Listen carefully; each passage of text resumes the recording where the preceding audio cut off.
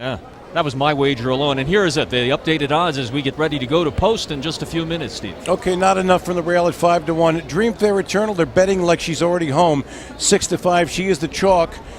Tug River Princess is 12-1 and is an astounding number. I'm astounded by that number. It's a big overlay on that horse. And also getting action is Ginger and Fred at 8-1. Not enough from the rail. If she was good enough, it's going to be tough. Starting gate beginning and Southwind Tempo, the 7-horse, an interesting story, purchased $3,500, has already won $2.3 million. Do you think his owners are happy? I would say that was a good wager of them on their selves. Here's a pick. Here's the picks from our experts tonight for the upcoming 10th race, the $300,000 for older mares. I like Ginger and Fred because I like old movies. There you go, good stuff. And I picked Dream Fair Eternal, who was, of course, the chalk. And Heather had Tug River Princess, who was an overlay at that price. Greg had Southwind Tempo, and Jennifer had Show Her the Money. Well, and she hopes that's the case. Show her the money. So we're getting ready for the start of our first live race of this Breeders' Crown, harness racing's biggest night. Selecting the rail position for Jim Our Laurel track Jr. announcer is Sam McKee, and let's join him now for the live call. And we welcome all of our viewers on MavTV, Comcast Cable, and Dish Network joining us for the 10th race, the Breeders' Crown Mare Pace. Excellent field of 9, all on the gate. They're in the backstretch, and they're heading toward the start.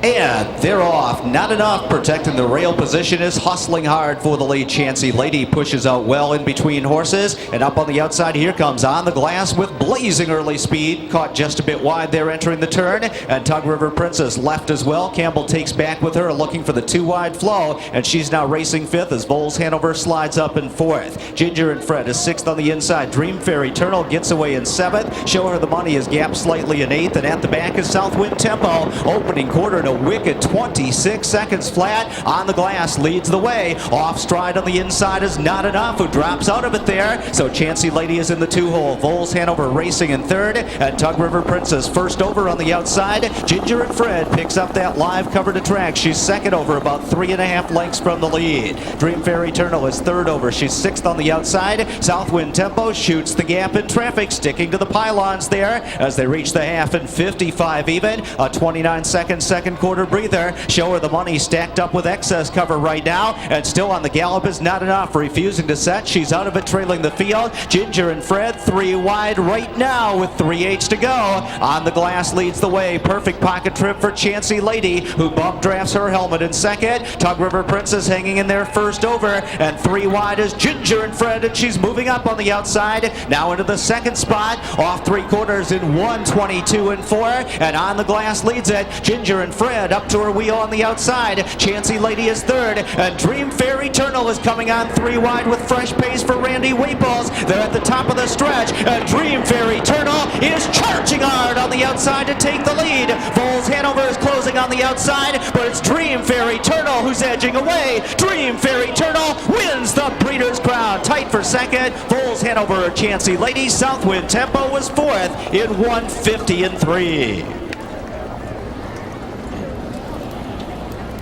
Well, that's what we call good producing. We took you inside the story on Dream Fair Eternal, and Randy Waples with an interesting trip. A very patient drive.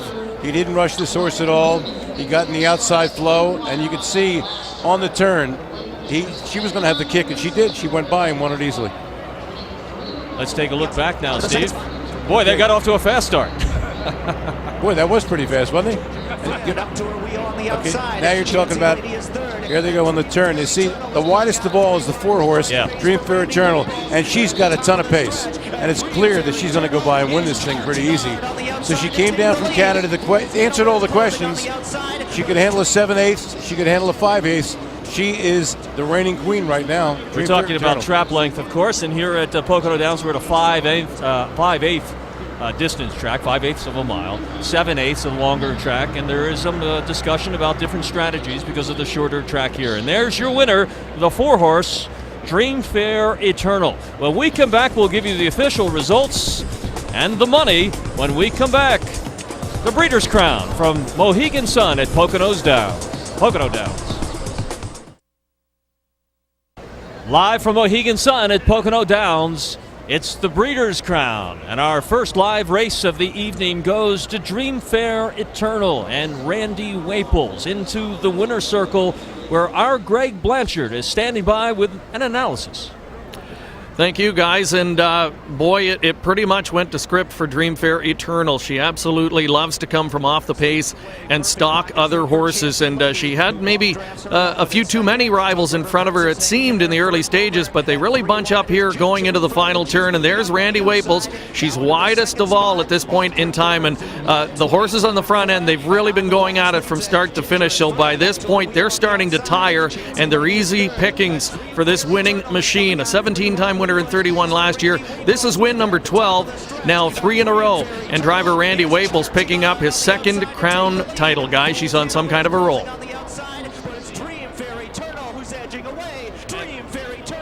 And you hear the end of the call there from our track announcer, and Dream Fair Eternal into the winner's circle. This was the $300 or $300,000 for older mares portion. Our 10th race of the evening. We'll be bringing you 3 more live and 2 on tape. And let's go back to the winner's circle now, and once again with Heather Moffett. Thanks, guys. I'm here with Patrick Fletcher, but if you're friends with him, you just call him Fletch. You know what I'm saying? Yeah. Okay, so, he gets to do the dirty work tonight, which is just awesome with him. He's okay with that. You're actually taking care of her in the paddock yourself. Yeah, I do quite often. We get along good, yeah. Last year it was her and me on the road. It was pretty good time. So how about she's eating the carrots already? Yeah, she lives for the carrots. So you can, she's on water for him. That is so awesome. How does she keep up such a big stake schedule? She's like fresh, like it's day number 1. It's the magic Fletcher rub. And lots of carrots. I gotta know about that magic Fletcher up. You know what I'm saying? All right, we're gonna send it over to Greg Blanchard with the winning driver, Randy Waples.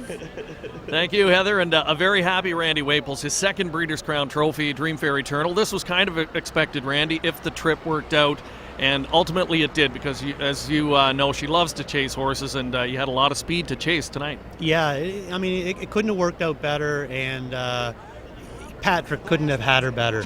She's just such a great mare, and what a rush. I'm here in the Breeders' Crown Winner's Circle, and it's just it's been a long year, and this is what they've been pushing for. This is the race that they wanted to win, the biggest, and he couldn't have had her any better, and the trip just worked out good.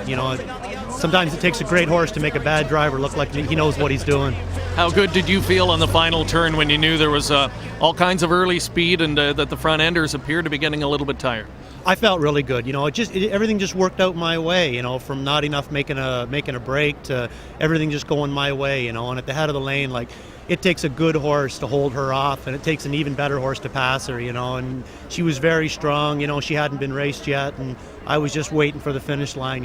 She's just a beautiful mare. And quickly, on a personal note, how does it feel to win another Breeders' Crown Trophy? It's unbelievable. It is. This is like the Oscars of harness racing right here. And it's unbelievable. To be here with a champion horse like that, to be in this atmosphere, all these great fans, all these great people, and all the work that goes into putting the Breeders' Crown on, which you know all about, and it all comes to this, and I'm just glad to be a part of it, and I can't say no more than that. All right, congratulations. Randy Waples, a second Breeders' Crown Trophy. Back over to Lou and Steve. Thank you, Greg. You can hear the strong Canadians' influence in this great sport of harness racing and the standardbreds here. 8 states from the United States represented among the breeders here. You're watching the Breeders' Crown, harness racing's biggest night of the evening. We'll be back with a great rivalry that has a lot to do with the pending Horse of the Year honors when we come back.